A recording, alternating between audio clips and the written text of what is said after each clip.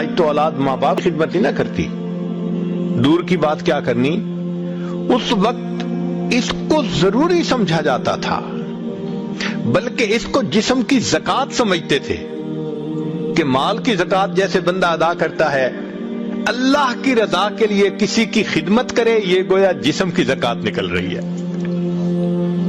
ہم نے کبھی کسی کی خدمت ذمہ لی؟ سوچیں، کاش کہ اللہ ہمیں بھی توفیق دیتے۔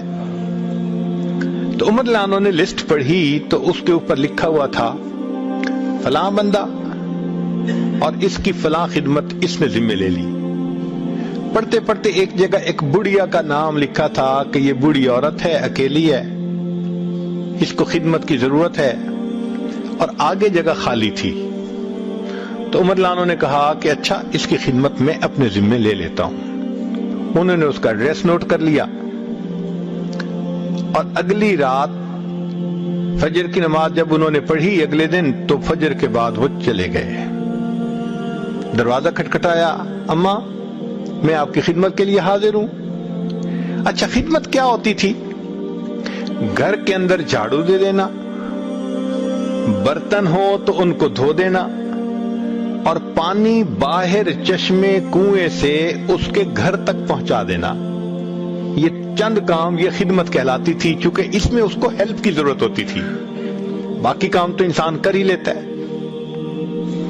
جب دروازہ کھٹکھٹایا تو بڑی اماں نے کہا کہ بھائی وہ تو کوئی خدمت کرنے آتا ہے، وہ کر کے چلا گیا۔ عمر رضی اللہ عنہ بڑے حیران ہوئے، کوئی آتا بھی ہے اور پتہ بھی نہیں لکھا ہوا کہ کون، اتنا وہ مخلص بندہ ہے۔ چلے میں اگلے دن تہجد کے بعد آ جاؤں گا۔ سیدنا عمر رضی اللہ عنہ نے اگلے دن تہجد پڑھی اور بڑھیا کے دروازے پہ، اماں میں خدمت کے لیے آ گیا۔ اس نے کہا بھائی وہ تو کوئی خدمت کے لیے آتا ہے اور خدمت کر کے چلا جاتا ہے۔ اماں کیا نام ہے؟ میں نے کبھی پوچھا نہیں، اس نے کبھی بتایا نہیں۔ قد کاٹ کیسے ہے، شکل کیسی ہے؟ بھائی وہ آ کے دروازہ کھٹکھٹاتا ہے، اماں پردہ کر لو تو میں کمرے میں چلی جاتی ہوں، وہ سارے کام سمیٹ کے پھر میری کنڈی کھٹکھٹا دیتا ہے کہ پردہ ختم ہو گیا، باہر آ جاؤ، وہ باہر چلا جاتا ہے، میں آ جاتی ہوں۔ آج تک میں نے اس کی شکل بھی نہیں دیکھی۔ عمر رضی اللہ عنہ بڑے حیران، یہ کون بندہ ہے کہ جو اتنے اخلاص سے خدمت کر رہا ہے؟ وہ بھی عمر الخطاب تھے۔ کہنے لگے اچھا، اگلے دن عشاء کی نماز پڑھی اور جا کر اس بڑھیا کے دروازے کے قریب کہیں چھپ کر بیٹھ گئے، دیکھتا ہوں کون آتا ہے۔ فرماتے ہیں کہ جب رات گہری ہو گئی، لوگ نیند کی آغوش میں چلے گئے، اس وقت میں نے دیکھا کہ کوئی بندہ بہت آہستہ آہستہ پاؤں اٹھاتے اٹھاتے اس بڑھیا کے دروازے کے قریب آیا۔ جب آیا تو میں نے پوچھا من انت، بھائی کون ہے آپ؟ تو اس کے جواب میں امیر المومنین ابو بکر صدیق لانو کی آواز آئی، میں ابو بکر ہوں۔ میں نے کہا امیر المومنین، آپ نے لسٹ میں نام نہیں لکھا تھا، یہاں تو میں خدمت کے لیے آتا تھا، مجھے کیا پتا کہ اس کی خدمت آپ کرتے ہیں۔